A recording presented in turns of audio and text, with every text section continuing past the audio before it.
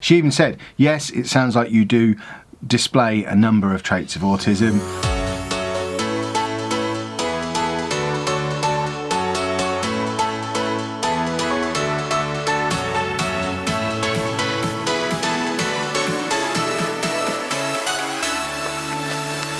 Hi folks, and welcome to today's vlog. Something very different today to normal. Today is the first step towards me trying to get an autism diagnosis for myself. This story started about a year ago now. I'll put a link to a video down in the description where I did one of these online autism tests, and it came out with a score that suggested I had some autistic traits. I mentioned it to Anna and family and friends, and obviously did a video about it, and not one person who either knows me from real life or knows me through these videos was surprised with the results. Every single reaction was sort of, yeah, that sounds about right. So I've kind of sat on that information for the last year or so and processed it, and said publicly quite a few times that I'm not really interested in pursuing a diagnosis because I don't think it will benefit me in any way. I'm not going to claim benefits, I'm not going to give up work, I'm not going to, there's no direct financial benefit to it. But the more I think about it, the more I think it's not just about there being a financial work-based benefit for it. It's a search for answers and explanations for why I am the way I am, and I'm genuinely interested in finding out. I don't know if I'm autistic or not, and for that reason I want to go through the diagnosis process. Now, I've spent a lot of time this morning on the National Autistic Society website getting loads of information ready. I am fully prepared for this to be a battle. I've got an appointment with my GP. In my hands I have the results of my latest online test. I have the Autism Statutory Guidance printed off from the National Autistic Society, which has the NICE guidelines that basically tell the GP they have to refer me, and they can't just palm me off and say, nah, you're fine. I've also got a list of local specialists to where we are who I could be referred to, who could give me a diagnosis. I'm going to go in there, explain all that to them and see what they say. I don't know what the outcome of this is going to be. They might just refer me straight away, they might send me straight away, they might just send me home. I suspect it's going to be somewhere between the two, and we'll check in again when I'm done. And I'm back from the doctor's, also back from the gym, still doing that every day. Look, I've even still got my little Bannatyne Health Club wristband on. Let's get that off. Now I'm home. Ignore any remnants of Krispy Kreme reindeer frosting that might be in my moustache. Baby steps and all that. I only had two. Anyway, the appointment at the doctor's, it went really well, much better than I possibly could have hoped, I guess. I went in, and first thing she said, she already knew what I was there for, because you have to tell them what the appointment is for before you go in. So I just kind of sat down and said, I'm here because I'm looking to get a referral to start the ball rolling on getting an autism diagnosis. And then I talked through what I'd done, the research that I'd done, the people that I'd spoken to, and showed her some of the test results that I'd got from some of these online tests indicating that I have certain traits. And straight away, she was absolutely fine with it, said, okay. She was rummaging through the paperwork that I took with me, because it had a list of doctors that could refer to. We realised straight away there is nobody in Lincolnshire that I could be referred to who can diagnose autism in an adult, the second largest county in the UK. But there's nobody. There's only one place you can be referred to for an autism diagnosis in Lincolnshire, and that's only for children. So we ruled Lincolnshire out straight away. But in Peterborough and Cambridgeshire, there's 6 potential places you can go to for a diagnosis, 2 of which diagnose adults. So straight away, she went in there, she took the contact details for both of those and started putting together the referral letter. So she asked me lots of questions, obviously asked me why, what was it, how did she word it? She asked me what traits I felt that I demonstrated. So I talked about my social awkwardness and my obsessive tendencies, and Anna was there with me, so she chimed in a little bit as well with just general weirdness, like the fact I'm always humming, always making noise, always moving, that kind of thing. And Then she asked a few questions about specific areas that I hadn't mentioned. So she asked if I had any signs of depression or anxiety, and I said no, I don't think so. Do I have any learning difficulties? And I said no, actually it's probably the opposite. I think my obsessiveness helps me to excel with education and learning stuff.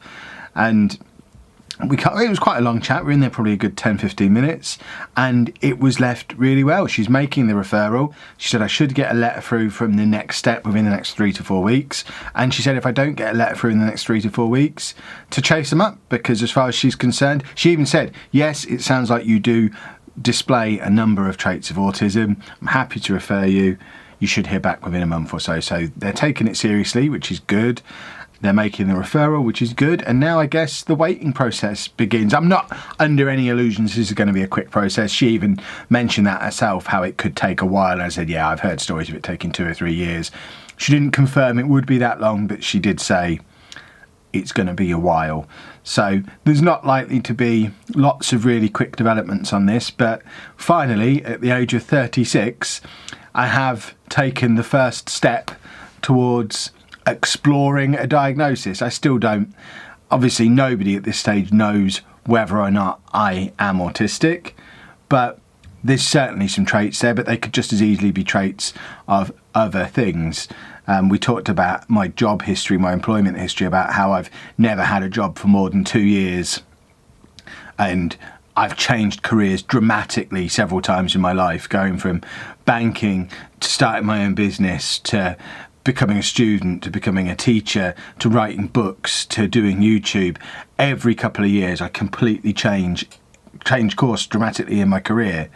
And as much as that could be an indication of autism, it could also be an indication of ADHD, something along those lines. So it could be that that's the route we end up going down, but whatever it is, we're one step closer to finding out why I am the way I am, and why I frustrate people the way I frustrate people. The more I've been thinking about this over the last couple of weeks, the more examples of just incidents that, to me now, obviously having lived with Andy for so long and seen what the signs are with Andy, there's so much stuff from my childhood and from my earlier life that just absolutely scream autism and go and get checked out. But obviously my parents didn't know, and nobody around me knew. Teachers didn't know, because I don't have any kind of learning difficulty, because I've always been sort of top of the class,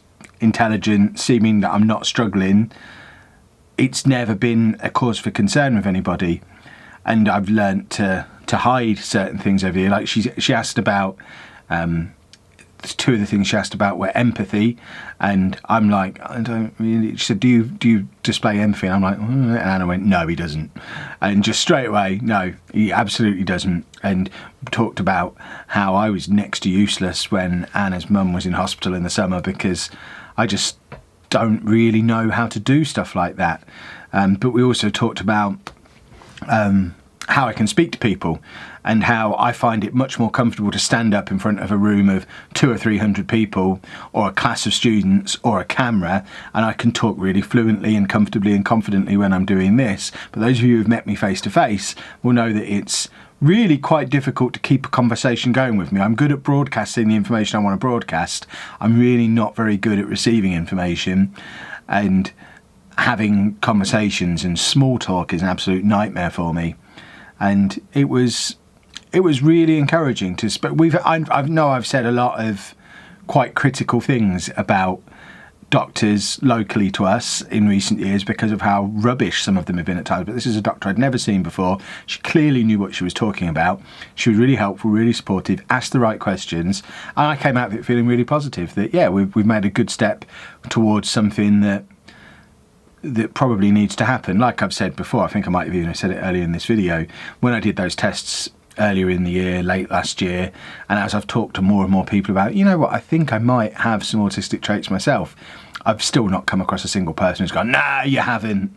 Everyone says, yeah, that sounds about right. So we'll see how this develops. Watch this space, and I'll keep you informed when we go through the next stage of the process. I feel like I've not communicated everything that went on very effectively. So if there's any questions you want to ask, I'm happy to revisit this video and answer any questions that people might have about the first step of the process, the bit that I've done so far. I feel like that's probably the biggest hurdle for people. For me, it's taken a year between starting to seriously think about it a year ago and taking the tests to actually pluck up the courage to go and have the appointment. And I know there's probably a lot of people in a similar situation for me who don't want to waste anyone's time, don't feel like there'd be any benefit in getting a diagnosis, don't want to go through that. That if you've got questions that you want to ask, fire away, because I was absolutely one of those people who didn't want to do it. And you know, there's always been something that's made me different going back all my life. I mean, I know when I was at uni, when I first met Anna, I described myself as having a broken brain because my brain works differently. And I had no idea what autism even was at that point, but me and Sheepdog always used to talk about how we had broken brains when we were at uni because we thought differently to other people, we acted differently to other people, we did things in different ways. And looking back on that kind of stuff now, yeah, it wasn't broken, it was different. Hence not this t-shirt, but the different is not broken t-shirts. And I wouldn't describe myself as having a broken brain now, but I definitely think differently to a lot of people. And as I've said a million times before, the fact that I think differently has given me nothing but advantage in my life. You know, I'm not looking for a sympathy vote. I don't want an autism diagnosis so that I can use it as an excuse or use it as a way to get benefits or any stuff like that. It's day-to-day life stuff. It's not going to change anything. What it is going to do is help me and the people around me to understand a little bit more about some of the stuff that I do and some of the things that I might struggle with. And when we have stuff like deaths in the family and I'm rubbish and just don't know what to do, and I'm trying hard, but I just can't help people, it's kind of a, yeah, but this is why I am trying. Don't think I'm being rude, don't think I'm being a monster, I'm just not very good at this stuff. But it has given me nothing but advantage. I wouldn't be doing what I do now if it wasn't for my obsessive tendencies, because I wouldn't have made 2,500 YouTube videos in the last 3 years. I wouldn't have got better as quickly as I did by practicing and researching and learning if I wasn't able to completely dedicate myself to being obsessed with it. So to me, I think I certainly wouldn't change anything, but I think I'm at the point now, age 36, where I'd quite like to know for sure what the difference is. Is it autism? Is it something else? Is it just something that has no label and it's just being Kev? And that's what I'm hoping to find out from the process. So, like I say, ask away. I've waffled on for long enough. I didn't intend for this entire video to be about this today, but I guess it kind of has been at this point. So we'll draw a line under it there. We'll be back to normal vlogs tomorrow. If, like I say, if you've got any questions, ask them down below.